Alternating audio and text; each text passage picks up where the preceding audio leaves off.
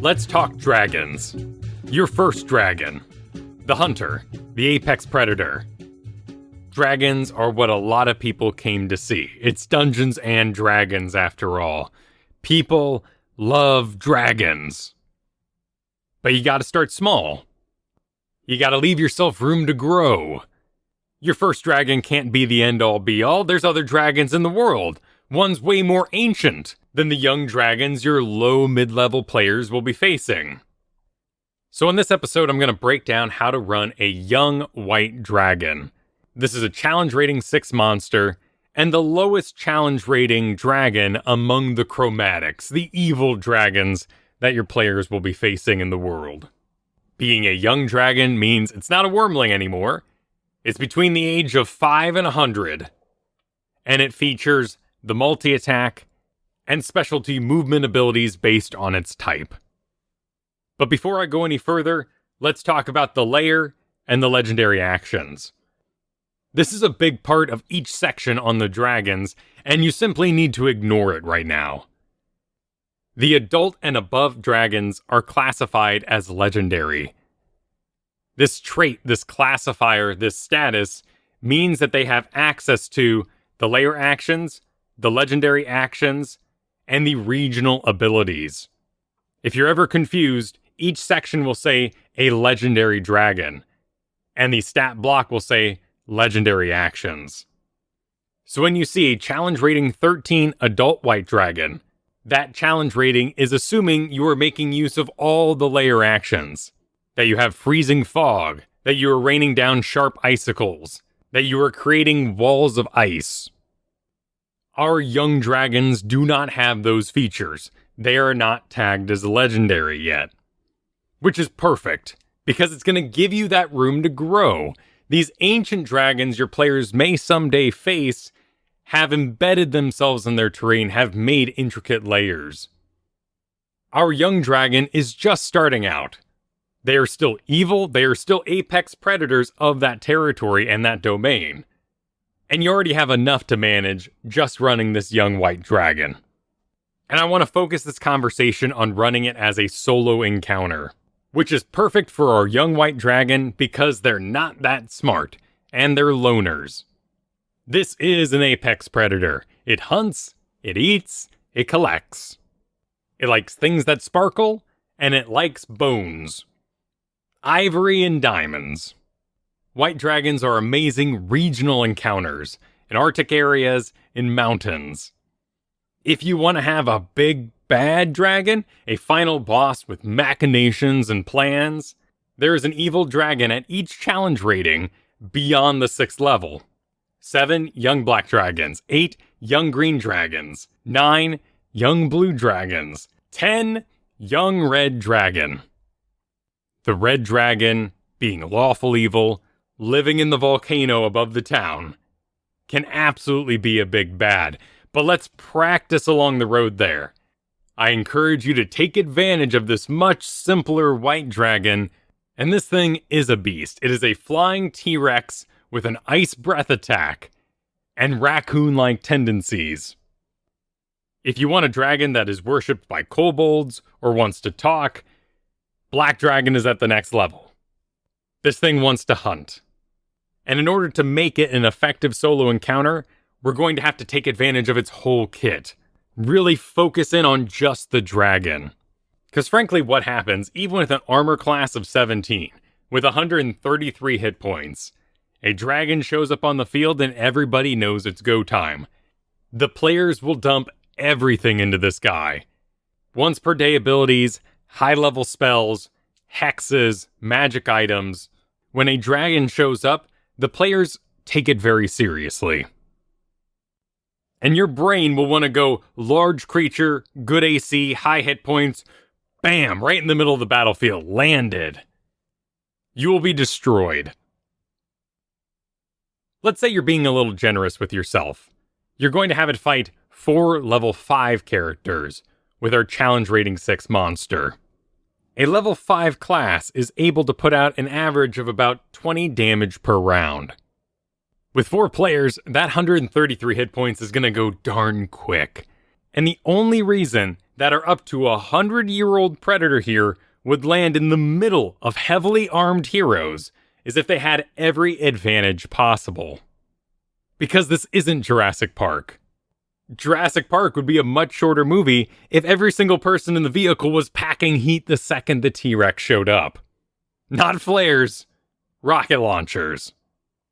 So without conversation and without minions, we need to build up our dragon here to be an epic encounter, and we need to make sure it gets a home field advantage. Create a flow that naturally leads them to want to deal with this dragon. We need a display of power, an act of evil that causes our players to become interested, invested, and entwined in this dragon's story. After that, we can enter the hunt phase, where the players are being actively pursued by the dragon. This climaxes in that final confrontation, which is in the dragon's lair where it has every advantage. Now you can go about that order of execution in many, many different ways, whichever is best for your party. You could have the players traveling through an icy region, and they think they're about to fight polar bears. But just as things kick off, our young white dragon comes in and swoops them up. Or perhaps more villainous, it swoops in and takes away one of their horses for their cart. They make their way to the nearby town, where they learn about Isocron, or whatever you want to call your white dragon, and they become employed to deal with the problem. We have a point of reference, polar bears. We have a town in need, and we haven't locked the dragon into combat. Now, at this point, the dragon could show up at any point, but it's still going to be extremely advantageous because we're going to take advantage of that fly speed of 80. Now, your average hero is going about 30 feet per round. At fly 80, and if we use a dash action, there's no reason why your dragon should be doing anything else but flying and breathing at this point. When it attacks your mountain town, it should do nothing but hit and run. But hit and run is extremely boring in normal combat.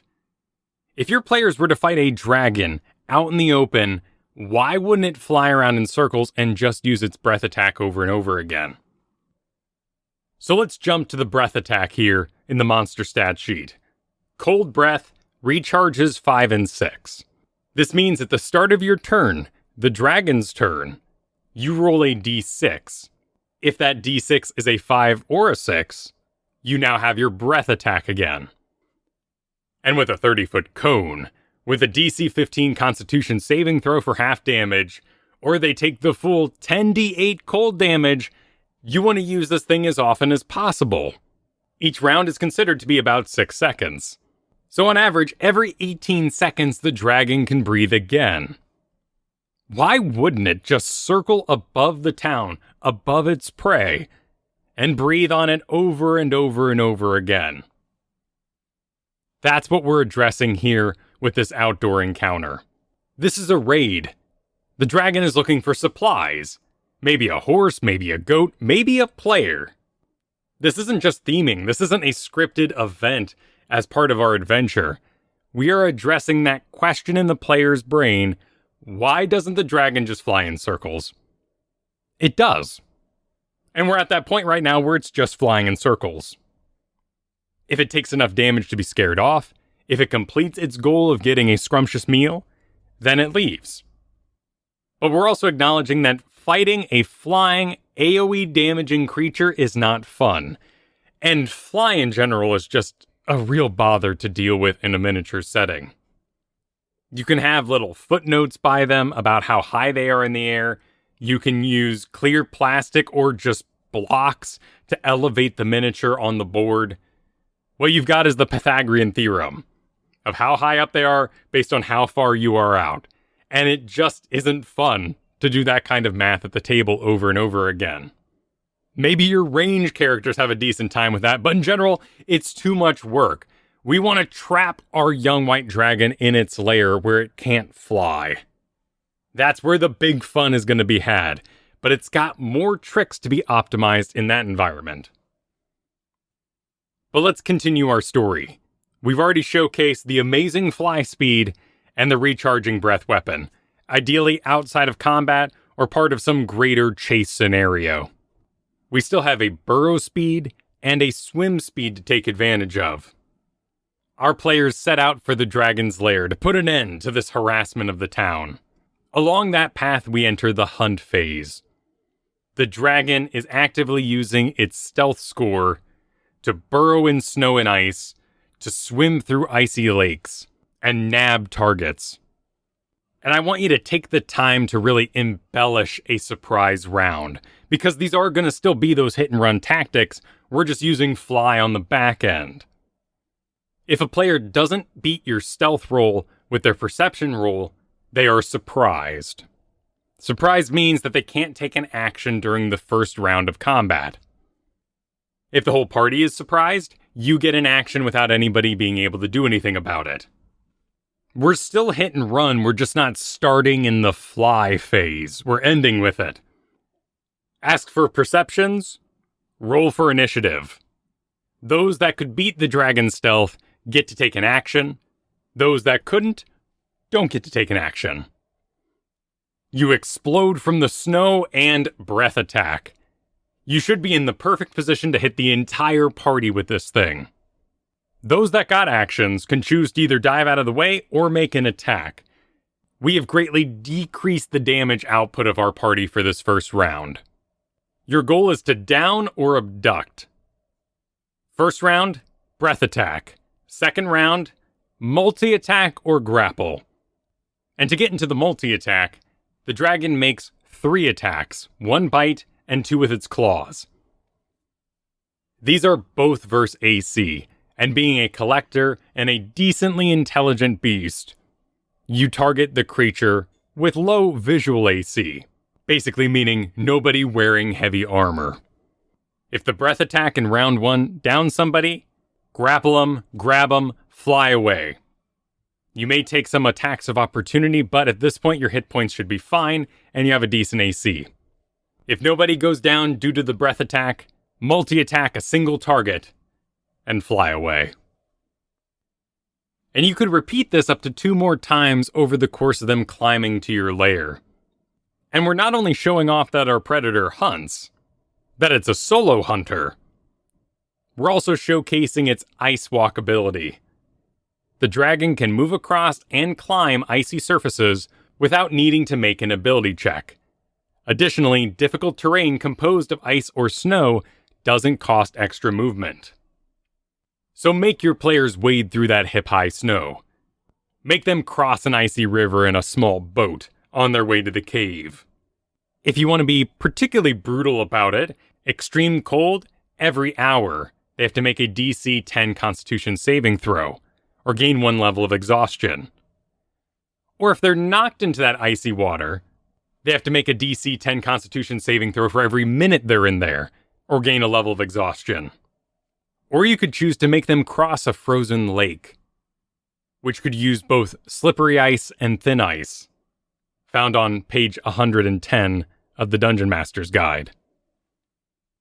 Showcase movement abilities, showcase types of ice, because when we get to the dragon's lair, they're all going to be there.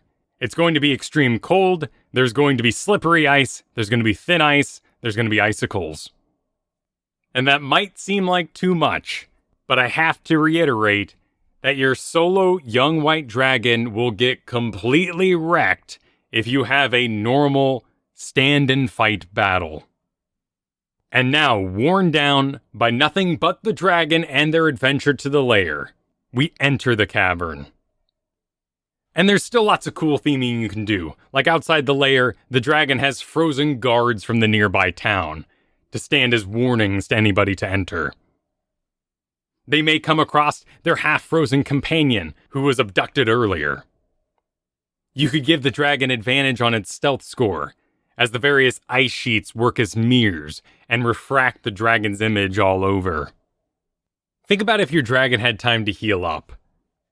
Did the players do any damage to the dragon during their climb? Particularly if they chose to take the breath weapon, but stand and fight as their surprise action. If they took a long rest outside of the cave, absolutely heal yourself up. If they were persistent and pressed forward, knowing that the damage they had dealt to the dragon along the way would still be there, then we need to reward that moment. At max, you should heal about a fourth of your hit points. Here on the Young White Dragon, that's about 33 damage, the equivalent of spending about 4 hit dice worth of short rest healing. Also make a note when they see the dragon to communicate how it may have healed or what sort of wounds that it previously gained are still in appearance on its body. But now it's time for the final confrontation. You have an area of snow that's difficult terrain, double movement for anybody but the dragon. You've got slippery ice, DC Dexterity 10, or fall prone. You might have some thin ice leading to some water underneath. Maybe you set up some ice walls that the dragon can explode through as it repositions on the battlefield. Ways to circumvent the front line that they didn't know about. But we're done flying at this point. It's time to start dying. We need to give up that ghost, and we don't want to be cheap about it, and we need to reward our melee players as well. So we're gonna fight to the death here in our cave, with every advantage we have. I highly suggest you put a marker on your initiative for the dragon breath recharge. I like to do it at initiative 20, so just every time I restart the whole round, I roll that publicly for the party. And you could say some fog rises from the nose, or some icicles start growing from the jaws. Either way, make it clear that on this next round, your dragon's gonna breath attack. Don't forget to roll your recharge for breath attack. Also note that on your multi-attack, your bite is a reach 10. Your claws are reach 5. Always target low AC targets. Be intelligent about your attacks. Use your bite with the reach to reach over the front line. Then put your lesser claw attacks into those nearby melee targets. But in the early fight, don't be afraid of attacks of opportunity. Don't be afraid to reposition to target people who deal more damage. Knock out that ranger. Knock out that spellcaster. The longer the fight goes, the more breath attacks you have. Long fights and layer fights always favor the dragon. You've also had the benefit at this point of seeing multiple breath attacks on your party. What did it do to them? How many people avoided them? And for this fight, you can finally make choices if you have to make it easier or harder on the fly to reach that climax you want. Of course you're gonna lose. That's the joy and the punishment of DMing. Die spectacular and leave a valuable corpse. Apply this sort of breakdown for all your future dragons. How does a black dragon occupy his swamp? How does the red dragon take advantage of magma? Use every part of the kit.